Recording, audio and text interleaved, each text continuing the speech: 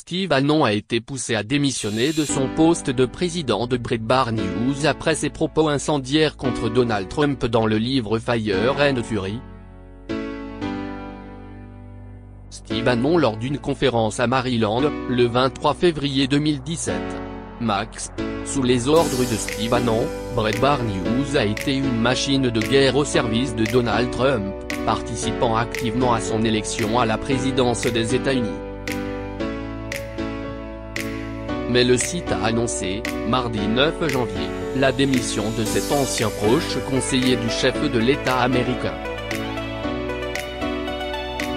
Ce départ intervient après la publication, dans un livre polémique sur la Maison-Blanche, de propos explosifs de Steve Bannon sur Donald Trump et son entourage. Il accuse notamment son fils aîné, Donald Trump Jr. de trahison.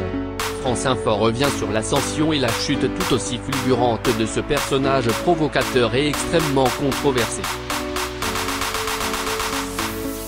Il débute sa carrière politique à Hollywood, c'est dur à imaginer, mais Steve Bannon a grandi dans une famille ouvrière démocrate, pro-Kennedy, pro-syndicat. Après avoir été diplômé de l'université de Virginia Tech, de Georgetown et d'Harvard, il a servi pendant 4 ans dans la marine américaine. Cette expérience, selon son propre récit, l'a conduit à rejeter les allégeances politiques de sa famille et à devenir un fervent admirateur de Ronald Reagan. Après avoir été banquier d'affaires chez Goldman Sachs dans les années 1980 et créé une petite banque d'investissement, Steve Bannon devient producteur à Hollywood. Il commence à produire des films politiques avec, en 2004, un documentaire très orienté sur Ronald Reagan. In the Face of Evil, Reagan War in No Ordinary est un tournant dans sa trajectoire, rapporte NPR. Il présente le film à un festival de cinéma conservateur à Los Angeles, à l'occasion duquel il rencontre Drew Breitbart, fondateur du très controversé site du même nom. Par la suite, les productions de Steve Bannon se politisent de plus en plus, avec des films sur le Tea Party, l'égérie conservatrice Sarah Palin, et la corruption politique à Washington. Selon NPR, il en serait même venu à dire à Julia Jones, une scénariste avec qui il a travaillé pendant une dizaine d'années, qu'il souhaitait devenir le Leni Riefenstahl du Parti républicain, endossant pleinement la comparaison avec la propagandiste nazie. Il s'empare de Breitbart News en 2012, à la mort d'Andrew Breitbart. Steve Bannon prend les rênes du site internet controversé. Quand Steve Bannon dirigeait la publication, on pouvait lire sur Breitbart News des titres tels que « La contraception rend les femmes laides et folles »,« Le politiquement correct protège la culture du viol des musulmans »,« Hissez le haut et fier, le drapeau confédéré proclame un héritage glorieux ». Breitbart.com a largement bénéficié de la campagne présidentielle et de l'émergence de Donald Trump. Porté par un mélange d'informations choisies pour alimenter les vues d'un lectorat ultra-conservateur et des billets d'opinion très marqués à droite, le site dépasse aujourd'hui largement des sites comme Politico,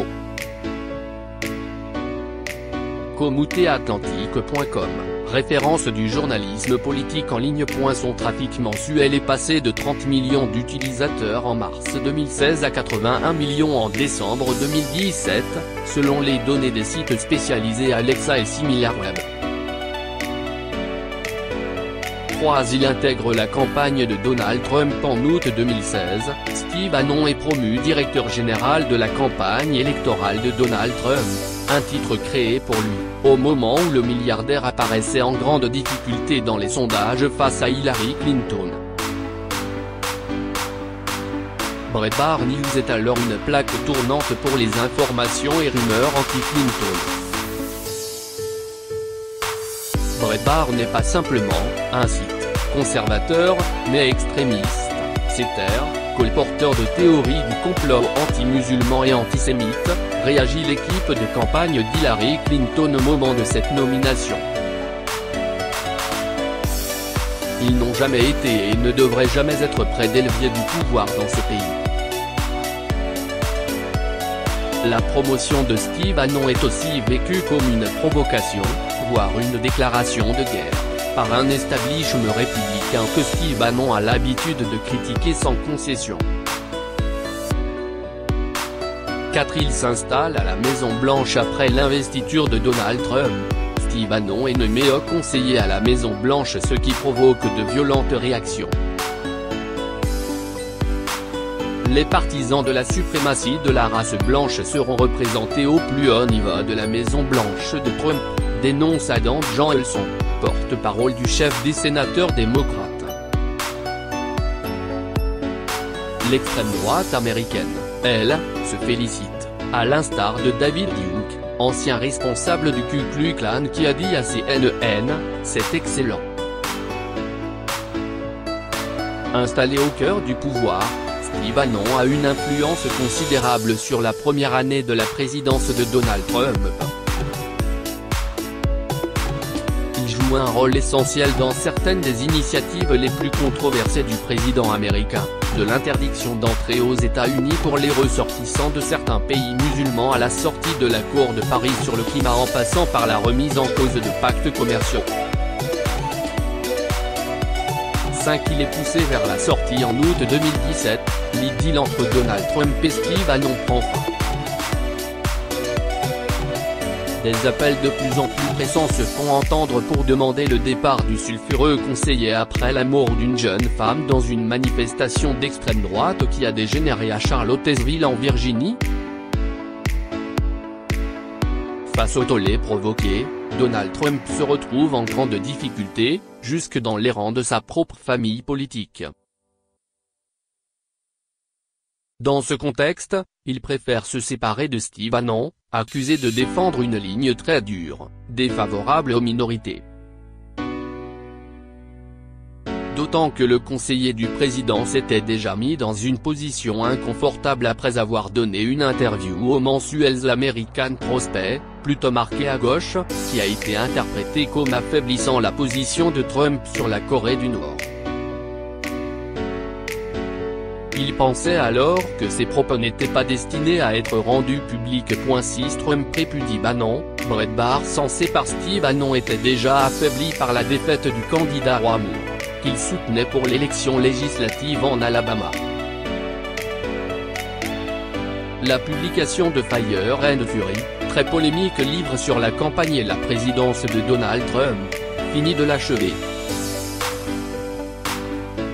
Considéré comme une source majeure de l'auteur, Steve Bannon y affirme notamment que le fils du président américain, Donald Trump Jr., a commis une trahison en rencontrant une avocate russe qui offrait des informations compromettantes sur Hillary Clinton.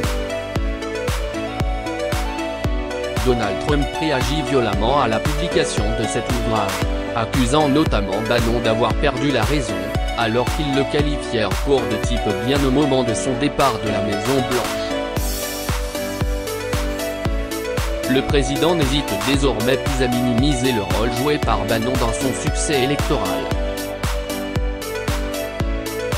Désavoué par le président, Steve Bannon se retrouve très isolé et tente de rattraper la mise tardivement en exprimant dimanche ses regrets pour ses déclarations. Mais le mal est fait. La porte-parole de la Maison-Blanche, Sarah Huckabee Sanders, estime que Breitbart devrait envisager de se séparer de lui. L'héritière Rebecca Mercer, soutien de longue date de Steve Bannon et actionnaire minoritaire de Breitbart, prend aussi ses distances. Selon le New York Times, c'est elle qui a ensuite poussé le site à se séparer de son président exécutif. Steve Bannon perd ainsi son puissant porte-voix, grâce auquel il espérait consolider le courant nationaliste et populiste de l'ultra-droite américaine.